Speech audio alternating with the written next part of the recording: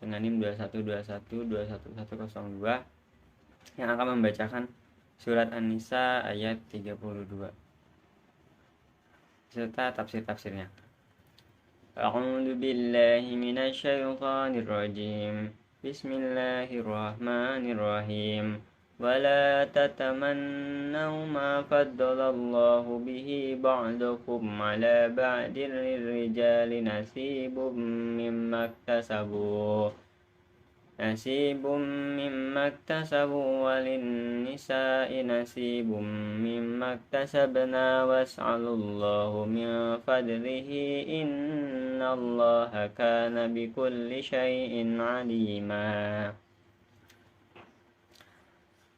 Imam Ahmad mengatakan telah menceritakan kepada kami Sufyan dari Ibnu Abu Muzaih dari Mujahid yang menceritakan bahwa Ummu Salamah radhiyallahu an pernah berkata, "Wahai Rasulullah, kaum pria dapat ikut berperang sedangkan kami kaum wanita tidak dapat ikut berperang. Dan bagi kami hanya separuh warisan yang diterima laki-laki." Maka Allah Subhanahu wa taala menurunkan firman-Nya, "Dan janganlah kalian iri hati terhadap apa yang dikaruniakan Allah kepada sebagian kalian banyak dari sebagian yang lain." Surah An-Nisa ayat 32. Imam Tirmizi meriwayatkan dari Ibnu Abu Umar dari Sufyan, dari Ibnu Abu Nuzai, dari Mujahid, dari Ummu Salamah, bahwa ia pernah menceritakan hadis berikut. Aku bertanya, "Wahai Rasulullah," hingga akhir hadis. Imam Tirmizi mengatakan hadis ini gharib. Selanjutnya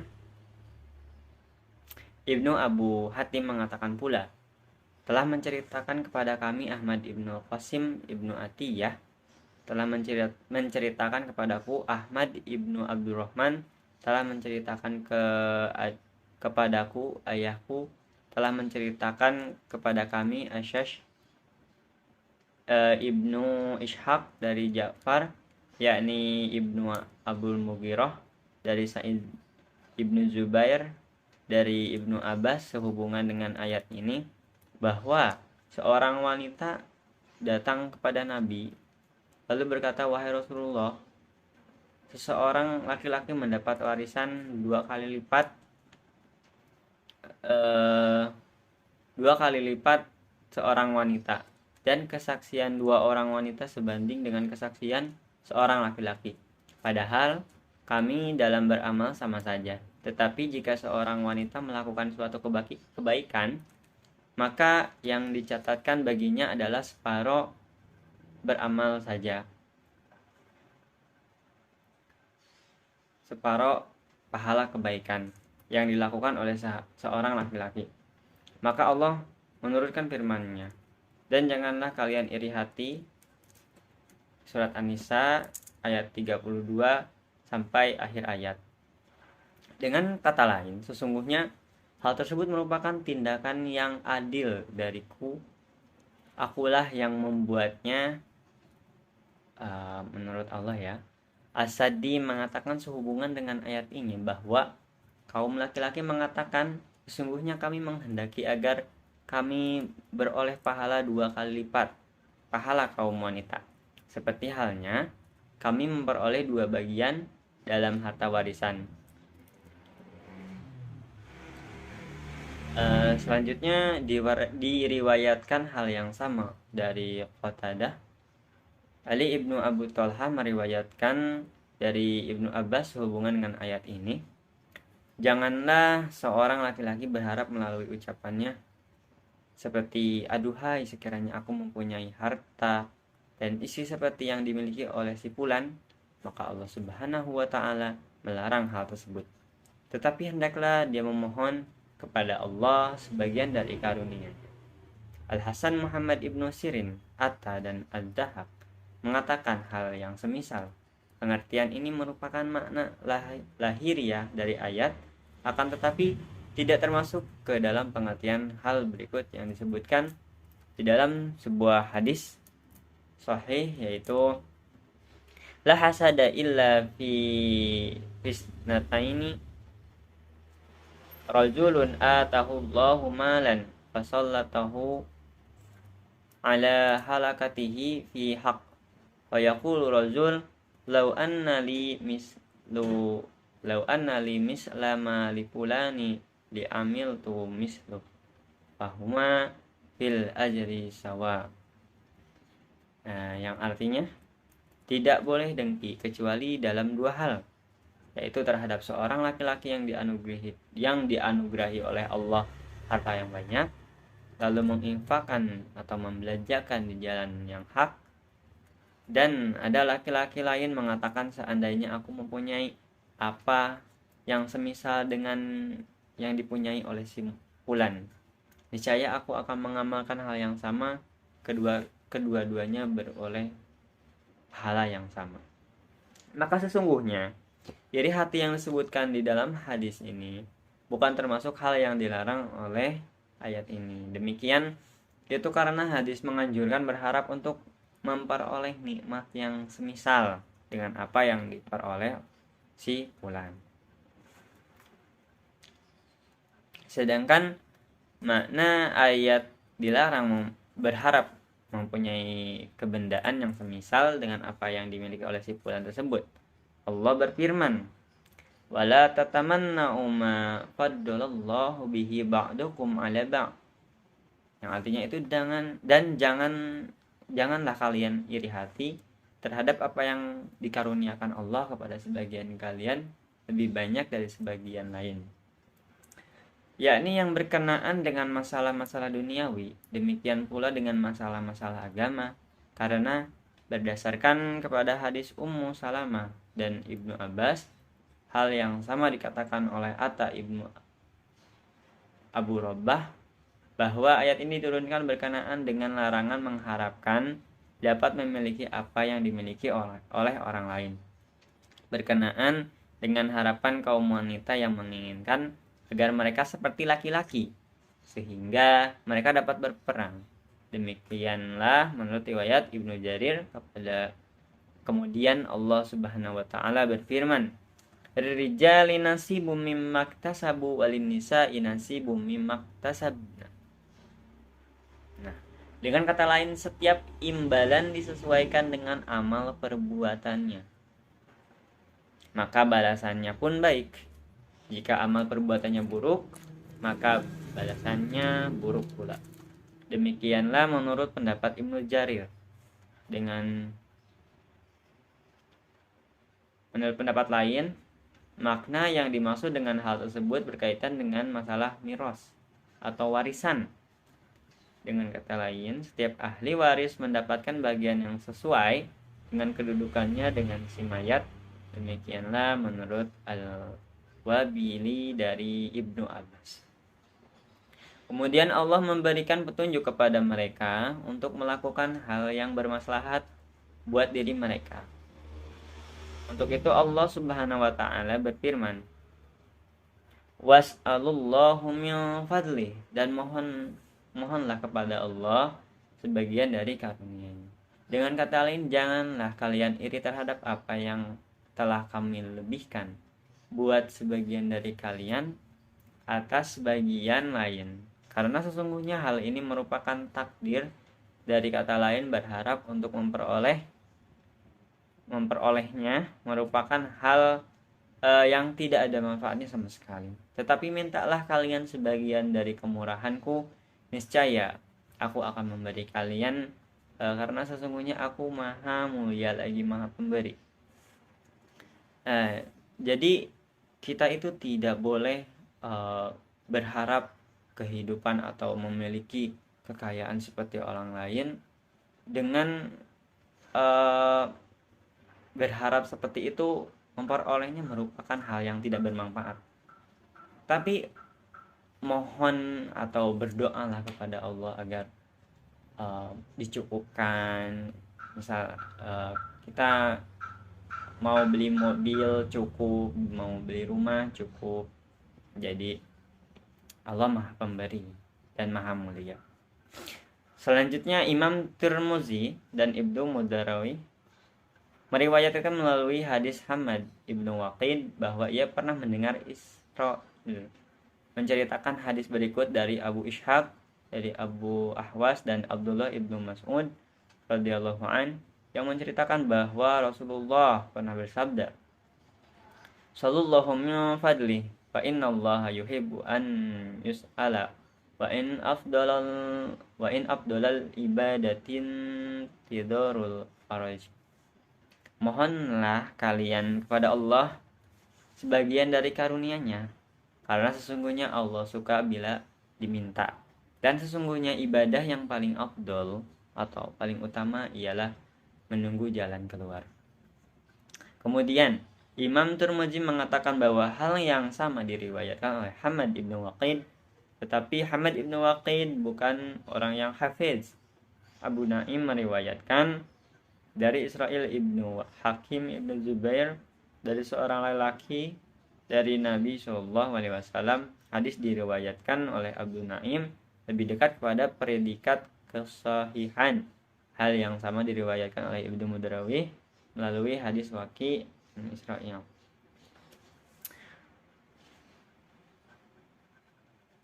Sesungguhnya, lalu Allah kemudian berfirman di ayat terakhir ya tadi surat An-Nisa, "Innallaha kana bikulli syai'in 'alima."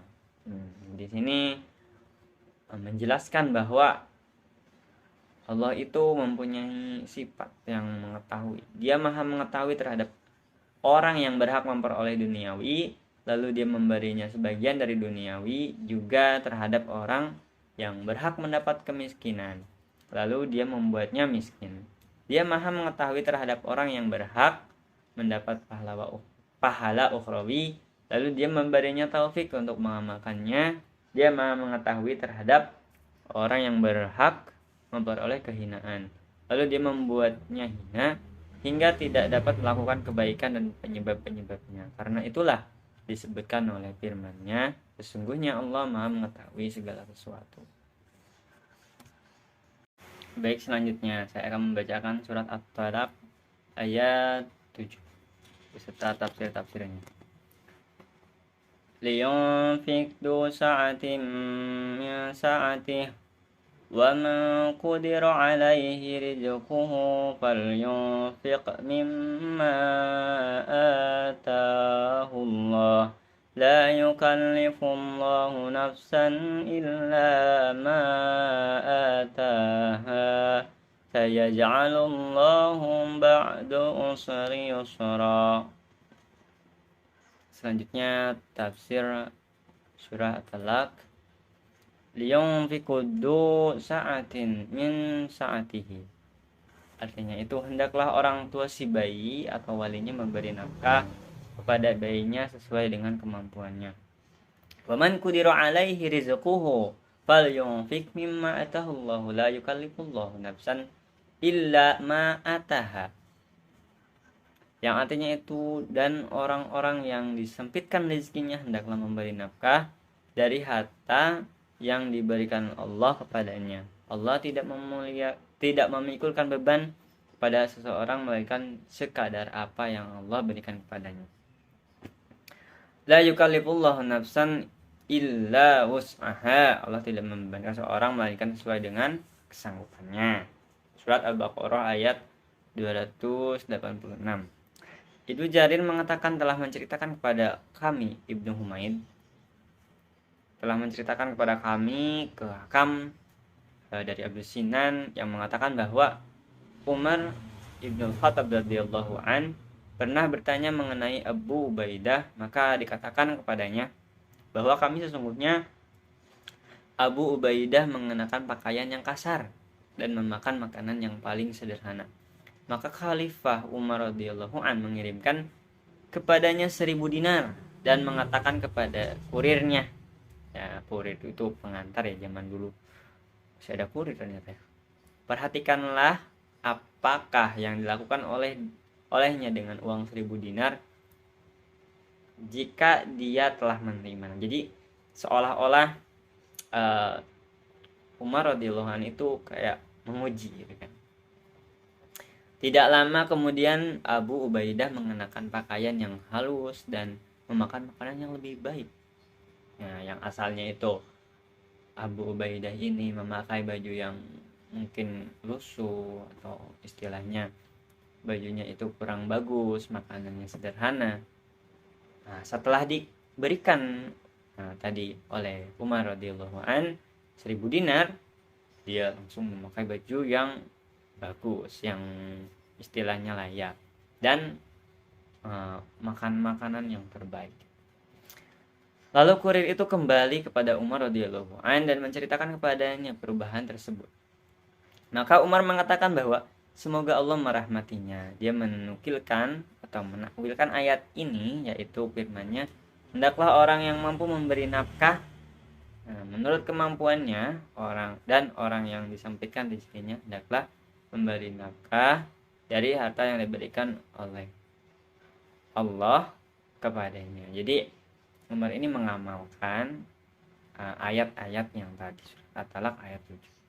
Al-Hafidz Abdul Qasim At-Tabrani mengatakan di dalam kitab Majmu'ul Kabirnya, telah menceritakan kepada kami Hashim ibnu Yazid At-Tabrani telah menceritakan kepada kami Muhammad ibnu Ismail ibnu Isyaisi telah menceritakan kepadaku, ayahku telah menceritakan kepadaku Damdam ibnu Zurrah dan Syurai ibnu Ubaid ibnu Abu Malik Asy'ari yang nama aslinya Al-Haris, bahwa Rasulullah pernah bersabda, yang artinya ada 3 orang yang salah. Seorang dari mereka memiliki 10 dinar, lalu ia menyedekahkan sebagian darinya sebanyak 1 dinar. Dan orang yang kedua mempunyai 10 aqiyah atau emas, lalu ia menyedekahkan 1 aqiyah dari miliknya. Dan orang yang ketiga memiliki 100 aqiyah, lalu ia menyedekahkan sebanyak 10 aqiyah. Kemudian Rasulullah SAW melanjutkan bahwa mereka sama dalam kadar pahala yang diperolehnya masing-masing dari mereka telah menyedekahkan 1/10 miliknya. Allah Subhanahu wa taala telah berfirman, hendaklah orang yang mampu memberi nafkah menurut kemampuannya. Selanjutnya, saya ja'alullahu ba'da usri yusra. Ya, artinya Allah kelak akan memberikan kelapangan sesudah kesempitan. Ini merupakan janji dari Allah, dan janji Allah itu benar dan tidak akan disalahinya. Makna ayat ini sama dengan apa yang disebutkan dalam ayat lain melalui firman-Nya. Fa inna ma'al usri yusra, inna ma'al usri yusra. Itu ayat 5 sampai 6 surat Al-Insyirah. Karena sesungguhnya sesudah kesulitan itu ada kemudahan. Sesungguhnya sesudah kesulitan itu ada kemudahan. Itu 2 kali Allah menjelaskan. Imam Ahmad telah meriwayatkan sebuah hadis sehubungan dengan hal ini yang baik dikemukakan di sini. Untuk itu dia mengatakan, telah menceritakan kepada kami Hashim ibnu Qasim, telah menceritakan kepada kami Abdul Hamid pernah bercerita menghasilkan apapun. Pernah bercerita bahwa di zaman yang silam pernah ada seorang lelaki dan istrinya yang hidup dalam kemiskinan. Keduanya tidak mampu menghasilkan apapun, dan di suatu hari suaminya datang dari perjalanan lalu masuk ke dalam rumah menemui istrinya. Sedangkan perutnya keroncongan, dicengkam rasa lapar yang berat. Laki-laki itu bertanya kepada istrinya, apakah engkau mempunyai suatu makanan? Istrinya menjawab, ya, bergembiralah, kita telah diberi rezeki oleh Allah. Lalu si suami mendesaknya dan mengatakan, celakalah engkau, aku menginginkan sesuatu makanan yang ada padamu. Si istri menjawab, ya, tunggu sebentar. Seraya mengharapkan rahmat Allah. Dan ketika suaminya menunggu cukup lama, akhirnya ia berkata, celakalah kamu ini. Sekarang bangkitlah dan ambillah jika engkau memiliki sesuatu, lalu datanglah kepadaku, karena sesungguhnya aku benar-benar sangat lelah dan lapar sekali.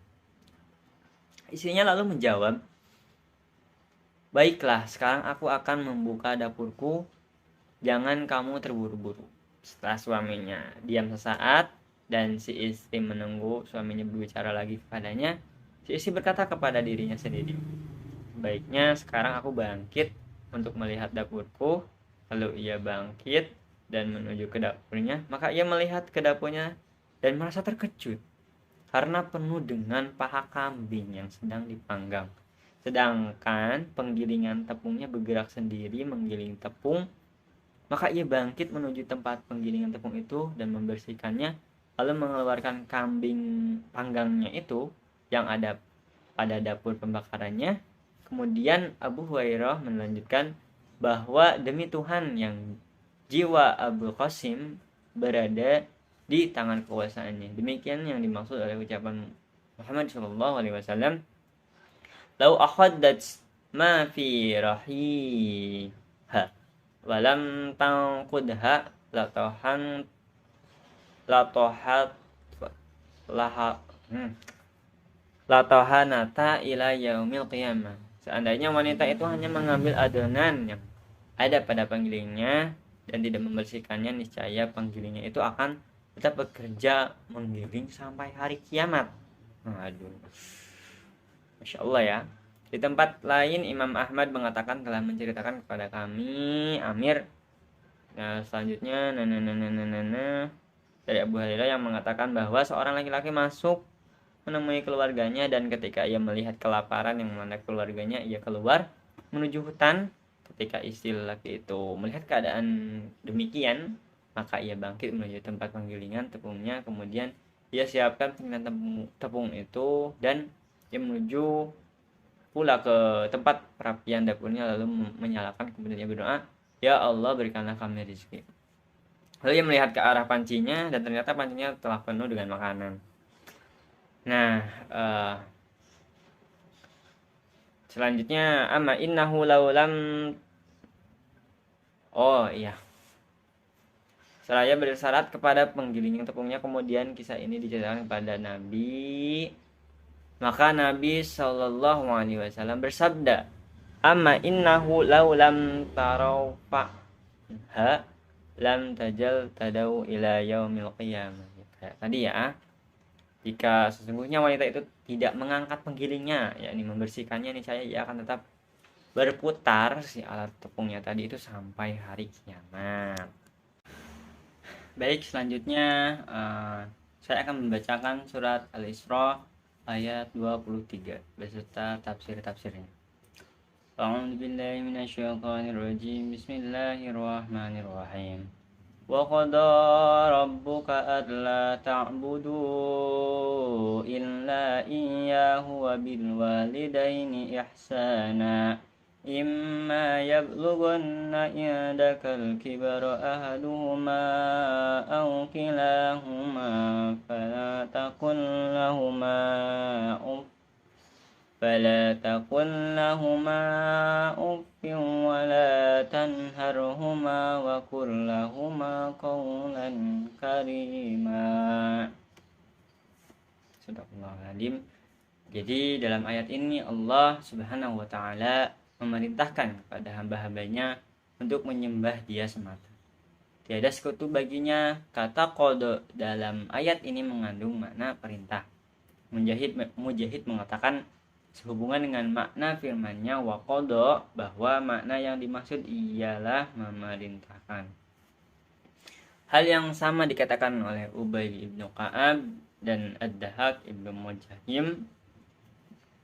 Mereka mengartikannya, dan Tuhanmu telah memerintahkan supaya kamu jangan menyembah selain Dia. Selanjutnya disebutkan perintah berbakti kepada kedua orang tua dalam firman Allah, wabil walidaini ihsana, yakni Allah memerintahkan kepadamu untuk berbuat baik kepada ibu bapamu. Nah, ayat ini sama dengan disebutkan dalam ayat lain melalui firman-Nya, Anishkurli wali walidayka ila ilayyal masir. Surat Al-Luqman ayat 14.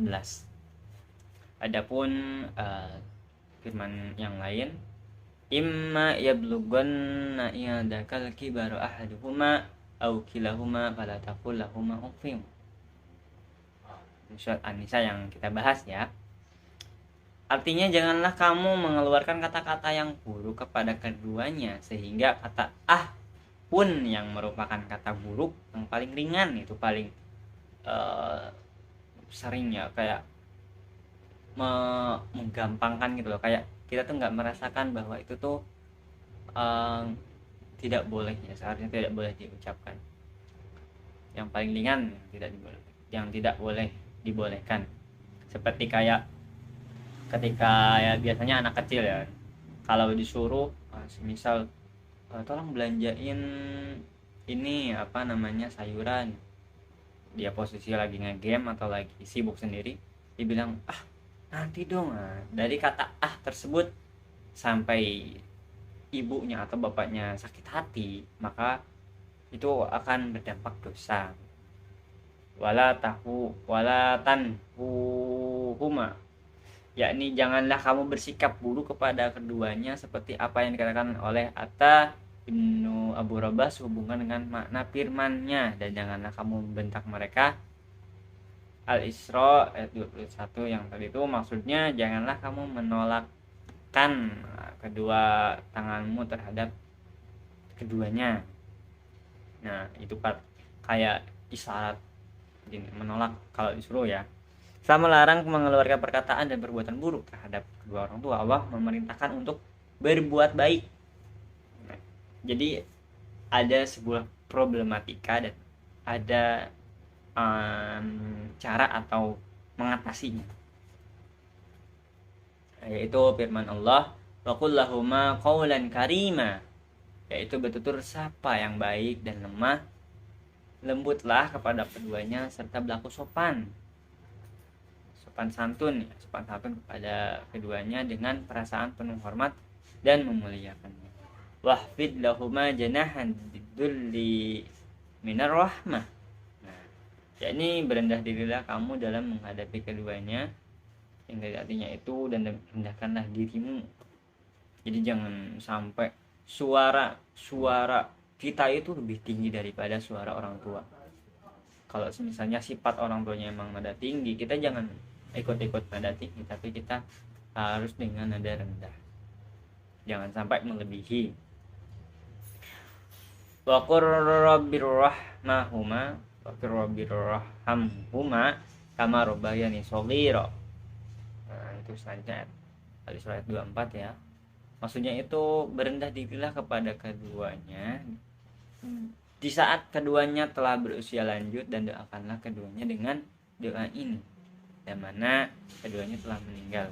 Ibnu Abbas mengatakan bahwa kemudian Allah menurunkan firman-Nya, maka nabi waladina amanu an yastaghfiru lil musyrikin walau kanu ulil qurba.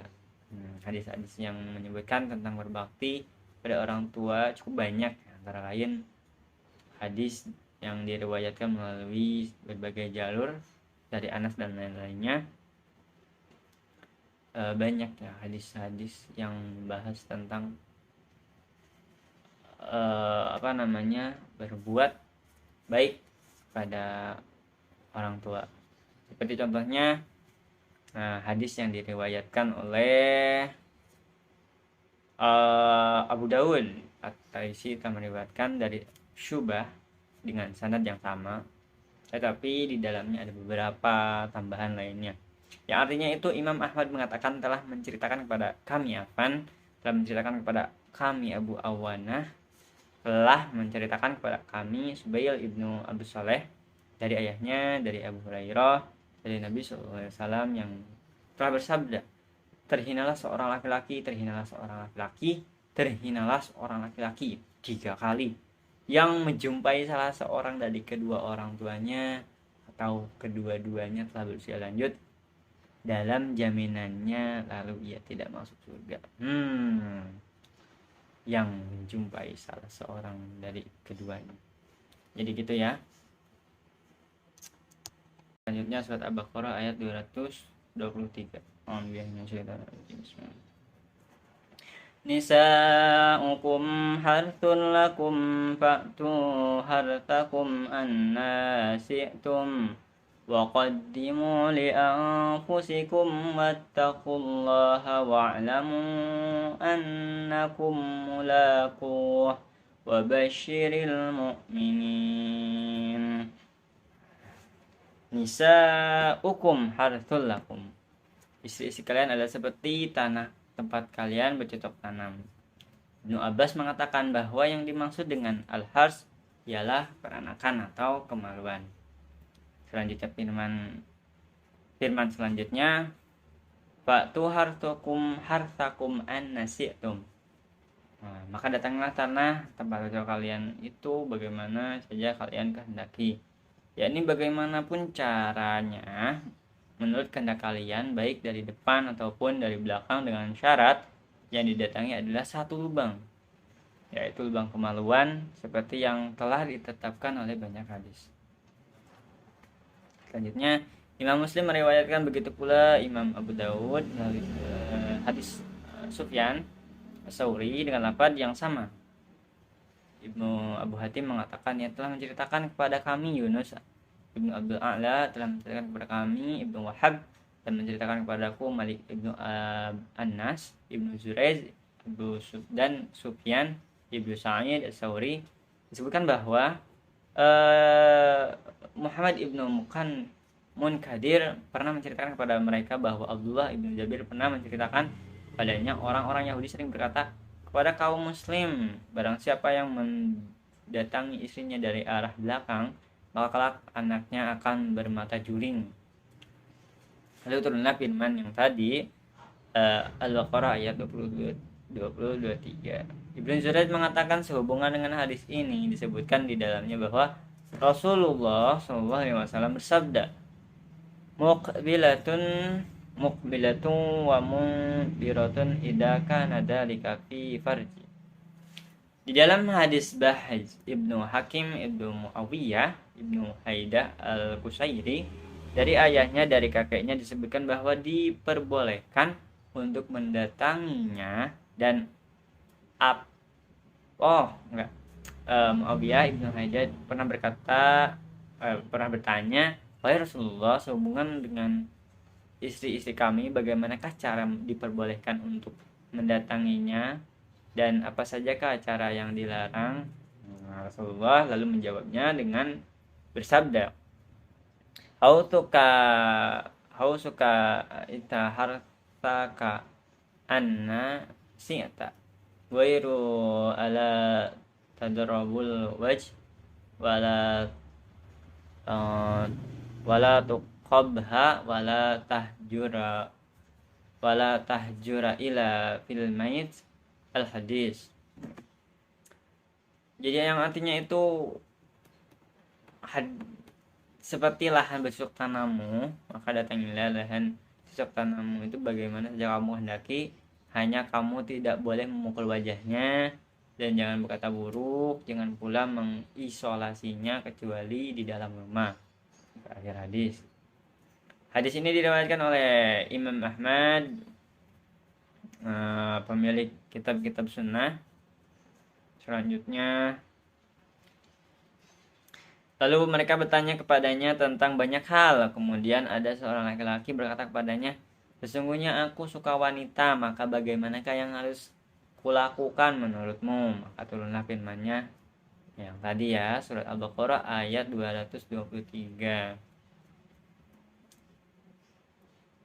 Hadis lainnya diriwayatkan oleh Abu Ja'far di dalam kitabnya yang berjudul Musyikul Hadis. Disebutkan bahwa telah menceritakan kepada kami Ahmad ibnu Dawud ibnu Musa, telah menceritakan kepada kami Yaqub ibnu Kasib, telah menceritakan kepada kami Abdullah ibnu Nafi' dari Hisham ibnu Sya'ad ibnu Zaid ibnu Aslam dari Atta ibnu Yasar dari Abu Sa'id Al-Khudri bahwa ada seorang laki-laki menyetubi istrinya pada liang anusnya. Maka orang-orang memprotes perbuatannya itu. Lalu Allah menurunkan firman-Nya, istri-istri kalian adalah seperti cocok tanam. Jadi hingga akhir ayat ya tadi. Akhir ayat maksudnya Al-Baqarah ayat 223. Hadis ini diriwayatkan pula oleh Ibnu Jarir sehingga pada ujungnya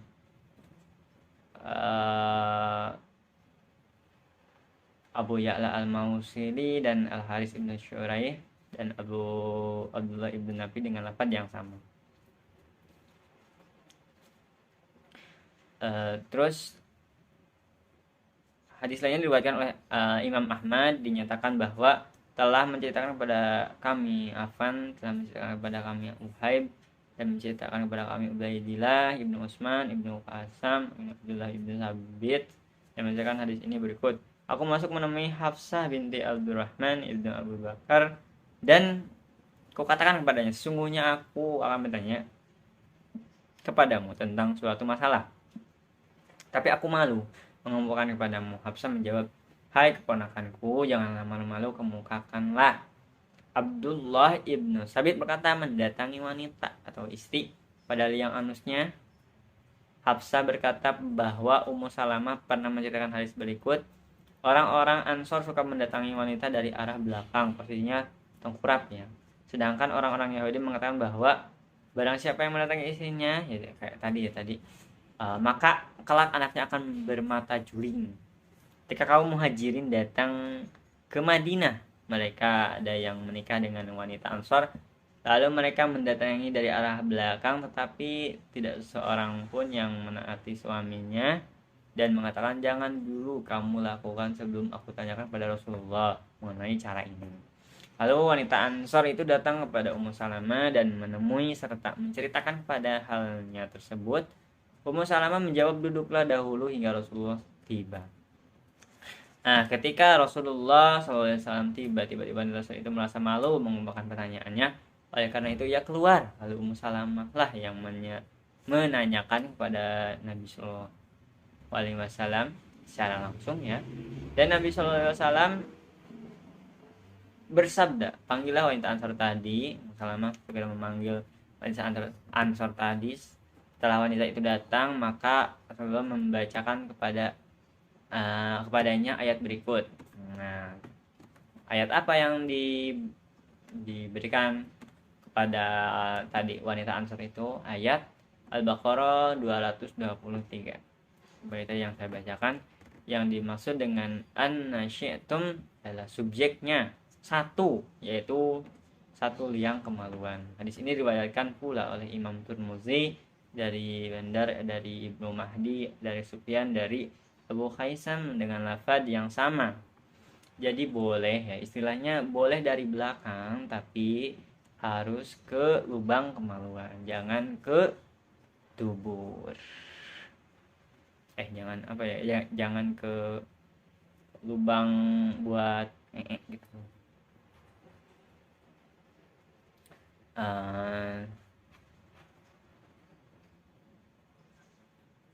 Nah, selanjutnya ada banyak ya cerita atau kisah-kisah mengenai hal tersebut. Maksudnya apakah boleh atau tidak ya dari arah belakang. Selanjutnya ayat menuju ayat terakhir ya.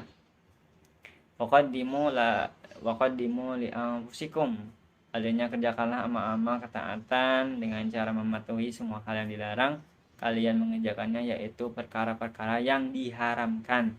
Karena itu firman selanjutnya disebutkan, wattaqullaha wa'lamu annakum mulaqu, dan bertakwalah kepada Allah, ketahuilah bahwa kalian kelak akan menemuinya. Maka Allah akan menghisab semua amal-amal perbuatan kalian. Wabasyiril mu'minin, dan berilah kabar gembira orang-orang yang beriman, yakni orang-orang yang taat kepada Allah dalam mengerjakan perintahnya dan meninggalkan semua larangannya. Ibnu Jarir mengatakan, telah menceritakan kepada kami Al-Qasim, telah menceritakan kepada Husain, telah menceritakan kepadaku Muhammad ibnu Katsir dan Abdullah bin Waqid dari Atta, yang mengatakan bahwa menurut dugaanku disebutkan dari Ibnu Abbas mengenai makna firman-Nya, kerjakanlah amal, ya wa basyiril mu'minin, kerjakanlah amal dari kalian. Maksudnya ialah bila mengucapkan bismillah, yakni membaca tasmiyah di kala hendak melakukan persetubuhan, telah disebutkan dalam kitab Sahih Bukhari dari Abbas mengatakan ya, yang artinya itu seandainya seorang dari kalian di saat hendak mendatangi istrinya mengucapkan dengan ya sama Allah, ya Allah jauhkanlah kami dari setan dan jauhkan kami dari setan apa anak yang engkau bisikan kepada kami. Maka sungguhnya jika ditakdirkan bagi kedua punya anak dalam hubungan ini, niscaya setan tidak dapat menimpakan mudarat terhadap si anak selama-lamanya. Jadi ini bisa disebut doa yang mujimah ya, bismillahi Allahumma janibna syaiton wajibna syaiton, sebelum melakukan itu doanya ya. Baik, demikianlah penjelasan dari saya. Mohon maaf apabila ada kekurangan, lebihnya dari Allah, kurangnya dari saya pribadi. Assalamualaikum warahmatullahi wabarakatuh.